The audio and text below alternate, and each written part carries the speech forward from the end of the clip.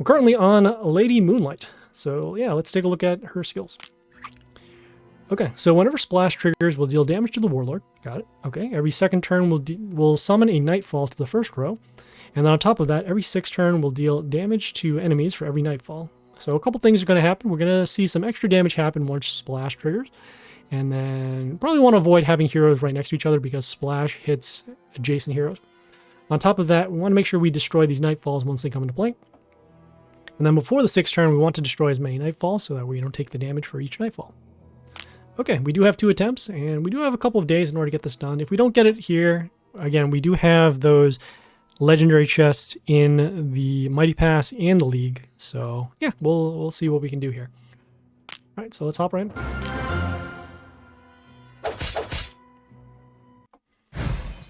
Okay, so let's start with our damage pentagrams, as we usually do. We have triple coverage on lane A, which is really nice. Let's take a look at some of these buildings. We have damage to the Warlord, spikes, negative attack, health boost, and then just some block. We do have a health rune, or health pentagram over here, along with the spikes rune, a health rune, and a vampirism rune. And then, oh, it's an attack pentagram. Okay, so because of the triple coverage on lane A, we're going to summon heroes up top in order to draw heroes, force the enemy to attack our heroes up there. So I'm going to start with our, melee hero with the high health first.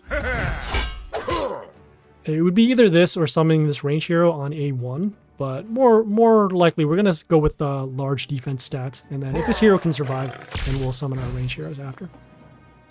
Okay, so we have this hero has Splash, which will deal damage around the target, as mentioned. Also has Flight, and will also Reborn, another Chaos enemy, which they don't have. And again, we want to avoid the splash damage as we will take extra damage to our Warlord. So in this case, going to go with our range hero next. Yeah! Again, getting the heroes on lane A so that we can deal some more damage. Okay, so here's Nightfall. So the Nightfall will, at the end of the turn, will give Divine Shield to a random ally, including itself. And then when it dies, it gives Splash to another ally. Okay, so that being the case, we want to destroy these Nightfalls. We have this range hero that, when it dies, it deals damage to our melee heroes. Also gives an attack boost to Chaos heroes, and then also extra attack. Okay, let's see. So we got that. Okay, so we're going to do a couple things. We are going to go first with our... Let me think about this here. Because we do need to also... This mental shield given by the Nightfall is a little bit of a problem. But what we'll do is we're going to summon this range hero over here on C1. The reason why is because it will give miss to another random enemy per turn once we see them summon. On top of that, we do want to attack the Nightfall so that way those mental shields don't continue to happen. As well, there is an attack boost given to allies in the same realm, so that's why this hero is real strong.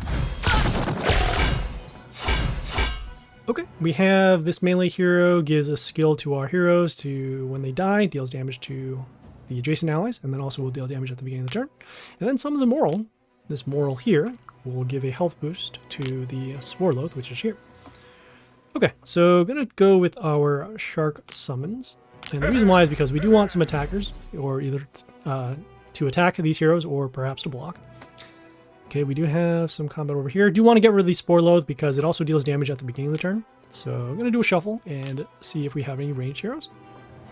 A little short on the damage over here, although we can get an attack boost. So let's do some math. So this will be 150, right? So we need to deal 150-ish, 79. No, we're going to be a little short, even with the health, the attack boost over here. We can get a health boost to our heroes, though, so that's not too bad. And then this one can also poison ranged enemies. Yeah, sure, why not? Yeah, I think it'll be alright. Yeah! Alright, so we'll do some damage. Get rid of the Moral over here. Do some attack. Do some poison. You see the Nightfall coming out, followed by the damage at the beginning of the turn, and then because this building was destroyed, we took damage to our other heroes around here.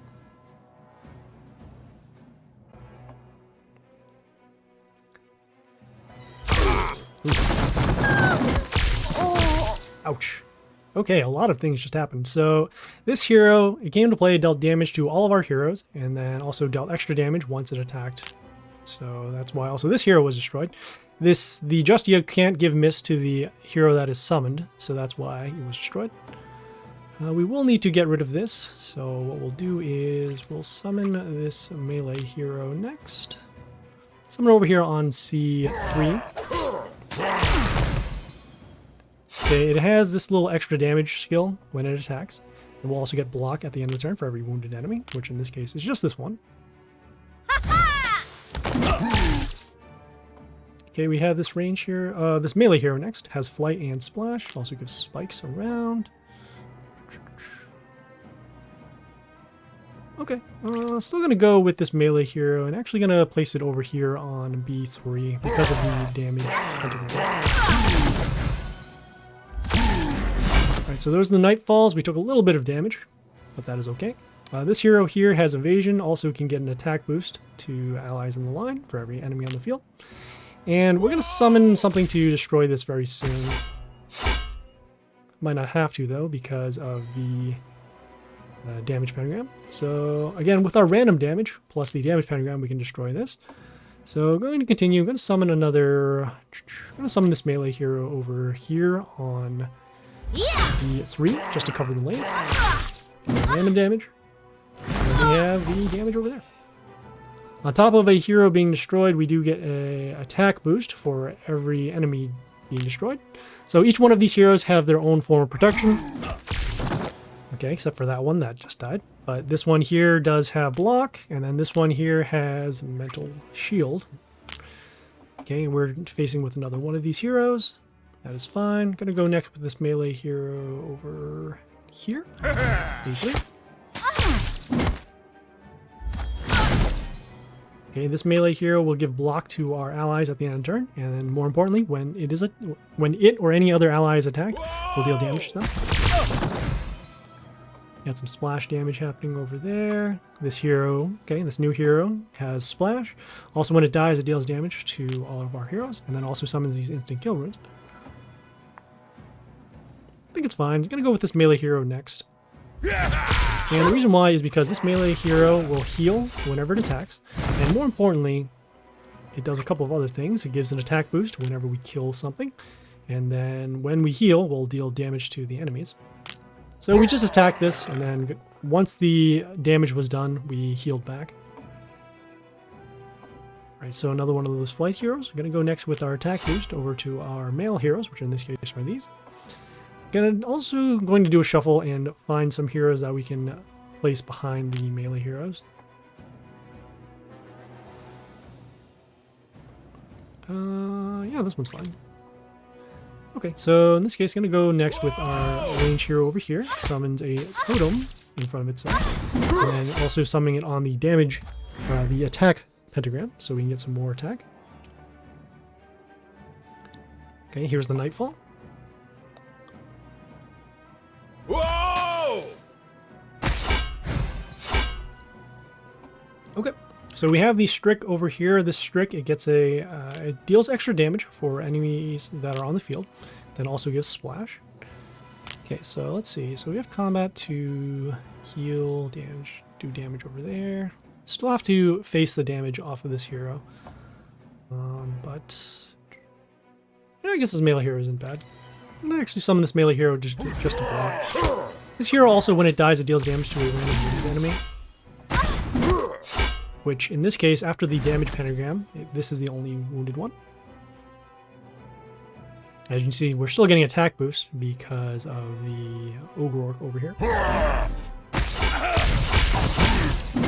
Okay, so you can see that reflect damage going into play. Okay, another Spore Loath. So let's see, combat over there. Combat will destroy that. We'll go for another shuffle and look for a ranged hero. We do have one, so we'll summon it over here on E1. Got some healing from the melee kill and the Gleaver. Okay, the Nightfall did come in, took some damage, but this should be good. We do have 3 lanes that have more than 100 damage, so As long as we don't take any more damage, should be okay. Okay, and we do have lethal, so in this case, I'm going to go with our melee summon just to get rid of it out of our squad. Okay, so that was Lady Moonlight.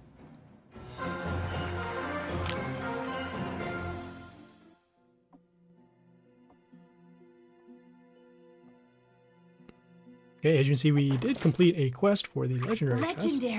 And got some runes, because we're still in the world event. And it does count for this quest, so that is good. Okay, we are on Tempus Fugit now. Let's take a look at their skills. Alright, so whenever an ally dies, we'll give a health boost to another random ally. Every third turn, we'll summon an electric tower. Okay, and then on the fifth turn, we'll summon 3 electric towers. Okay, so a couple of things. One is that whenever we kill something on the enemy side, they'll get another health boost. So we'll try and find a way to destroy all the heroes at once, so that way they don't get the boost. And then we'll see extra towers come on the third and fifth turn, so we'll have to destroy those as they come up.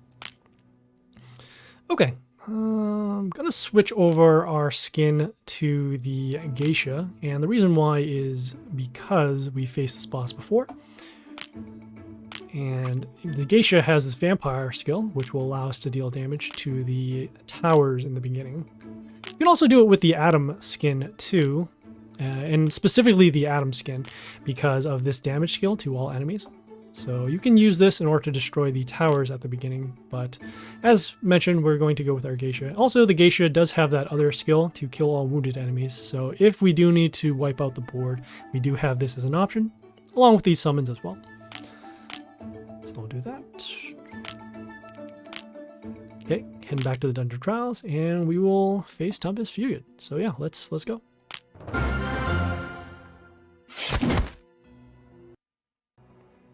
Okay, so as you can see, they do have these towers, as I mentioned. Let's take a look what they do. So damage to an enemy, damage to Warlord, damage to all enemies, Warlord. And, well, we have another one here with enemy. Okay, so we're going to start with our vampire. And the reason why is because, again, it deals this damage at the end of the turn. Okay, also going to follow up next with this melee hero. And I'm going to summon her over here on a 3. Yeah! The reason why is because, again, we'll get these extra attack runes that we'll need for later. And this battle is unique because they only summon buildings, as you'll see. So, because of that, we don't have to worry about attack, but we do need to worry about the buildings that deal damage, specifically to our heroes and to our Warlord.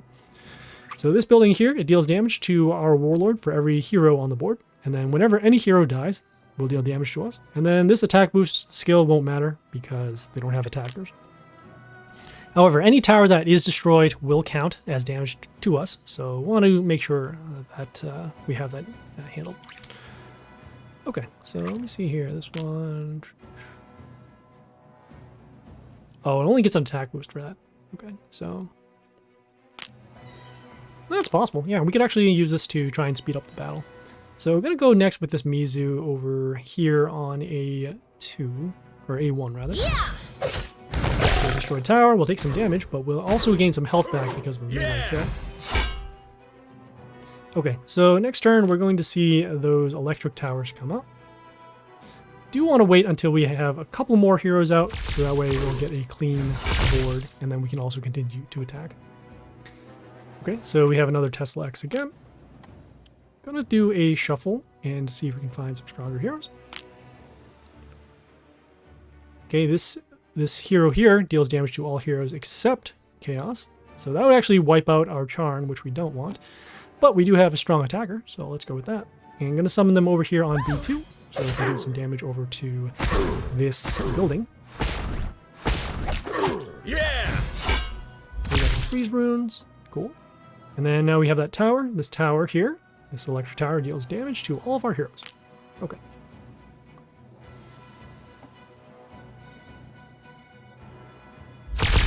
Hey, it's a third Tesla tower. Okay.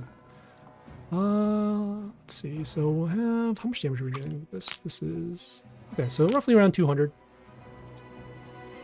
we'll go with a board wipe as we can't destroy too many heroes all at once because of those extra Tesla towers. So we'll do that. As you see, we took damage from destroying these 3 towers. Gonna do a shuffle. Still want to keep this hero around because of those extra attack runes. So we'll do a shuffle. Okay. Let's see here. This one gets mental shield. Mental shield disappears. Well, it's not bad. We can actually get extra damage. We can give extra attack to our heroes once the shield is gone. So we'll go next with our range hero over here on B1 to deal some damage to this tower. And you can see those extra attack runes are really helping us out in order to deal damage to each one of those towers. Okay, next turn we're going to see those 3 electric towers come up. And they do have a different stat line, so it looks like there'll be a different type of tower as well. Okay, I'm gonna go next with this range hero over here on D1. This one gives us attack boost to nature. Also, if it attacks the Warlord, we'll get an attack boost. So you can see as we're destroying towers, these do get a boost. Okay, here are the new towers. These towers, they deal damage to our Warlord. Okay, so we want to destroy these towers as quickly as possible.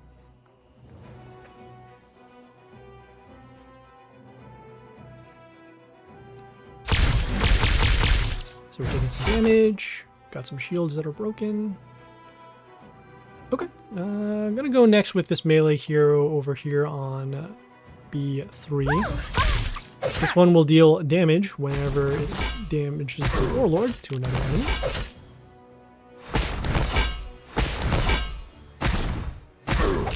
Okay, and it looks like we got rid of the towers finally. Yeah! Another tower coming back into play. This one will deal damage to our heroes.